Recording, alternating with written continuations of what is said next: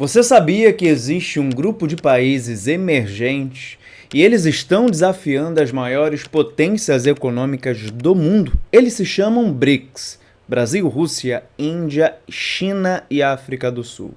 Mas será que esses países têm a força necessária para superar um outro grande grupo dominante, que é o G7? Bom, nesse vídeo eu vou detalhar tudo para você.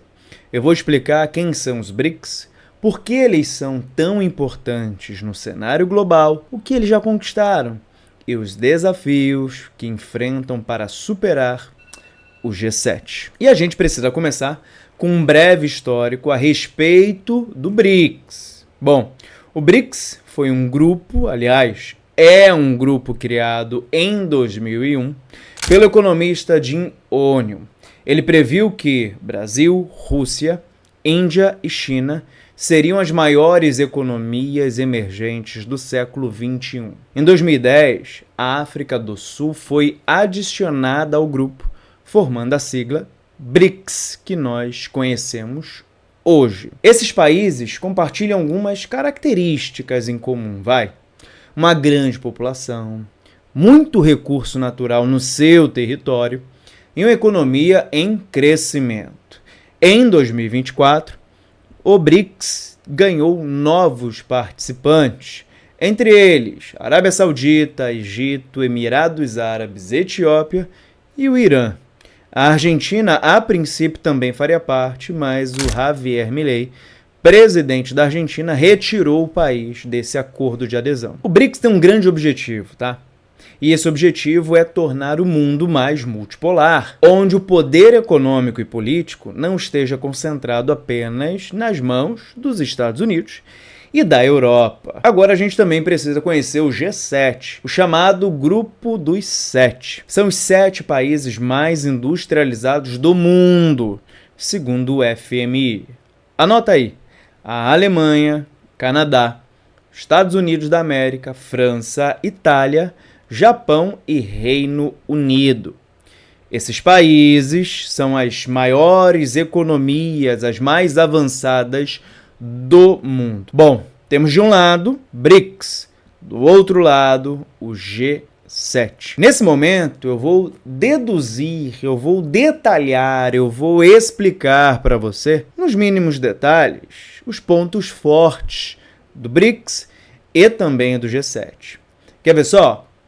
Os BRICS hoje representam mais de 42% da população mundial e 31%, aliás, mais de 31% do PIB global. Cada membro tem uma força bem específica. Quer ver só? A China é conhecida como a fábrica do mundo. Já a Rússia domina o mercado de petróleo e gás. O Brasil é um grande produtor de commodities e a Índia, grande produtora de tecnologia e prestação de serviço, além da África do Sul, que tem recursos minerais estratégicos. Uma das maiores conquistas do BRICS foi a criação do novo Banco de Desenvolvimento lá em 2014. Ele oferece o financiamento para infraestrutura e desenvolvimento dos países membros dos BRICS. Assim, eles conseguem reduzir a dependência das grandes instituições ocidentais que compõem aqui entre a gente, o G7. Não é mesmo? Outro detalhe importante é que hoje a Índia é a maior população do mundo, segundo lugar é a China, e os dois países compõem o BRICS. Agora a gente precisa destacar os pontos do G7. O G7 tem uma economia muito bem consolidada há décadas. Eu já disse isso para você. Os países do G7 representam um pouco mais de 45% do PIB global. Só que tem um detalhe: eles possuem apenas 10% da população mundial. E esses países, no geral, têm uma economia mais madura e estão no topo quando o assunto é desenvolvimento de tecnologia, inovação e comércio global. Eu disse anteriormente e reforço aqui: o G7 domina as instituições financeiras globais. Eu vou te dar um exemplo, O FMI e o próprio Banco Mundial, além de liderar também algumas iniciativas políticas e militares, como, por exemplo, a OTAN. Embora o BRICS seja um grupo bem diverso, bem diferente entre si. Por exemplo, a China é altamente centralizada e industrializada. O Brasil depende muito da exportação de commodities.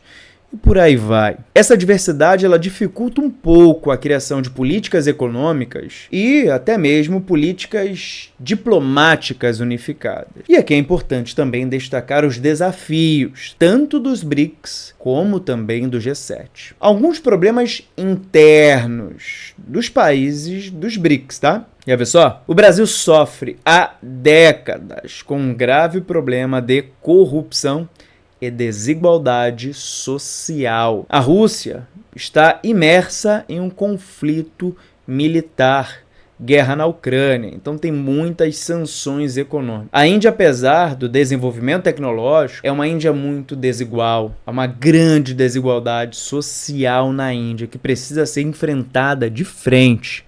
Na África do Sul, nós temos agora um grave problema de desemprego elevado. E a China vive com essas tensões econômicas envolvendo também nessa disputa os Estados Unidos da América. Já o G7 vem enfrentando um lento crescimento das suas economias, um envelhecimento da sua população e altos custos com gastos sociais. O crescimento das economias emergentes e iniciativas como o novo Banco de Desenvolvimento estão, de fato, desafiando o chamado G7. Agora, vamos falar também de algumas tensões geopolíticas, né? Existem algumas tensões entre os membros do G7 e os países emergentes. E a gente consegue observar que isso está sendo aumentado, principalmente envolvendo o tema de comércio, segurança e também, por que não, guerras. O BRICS e o G7 representam dois grandes grupos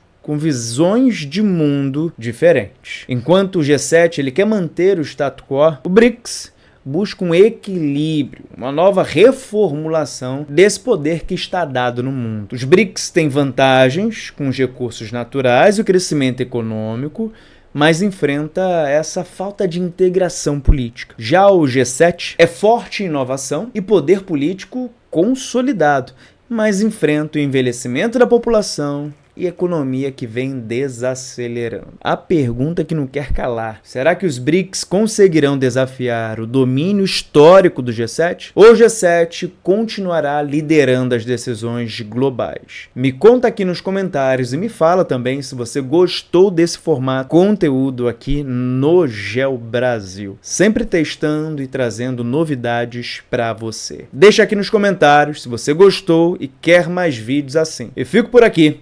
Eu te vejo no próximo vídeo. Até lá!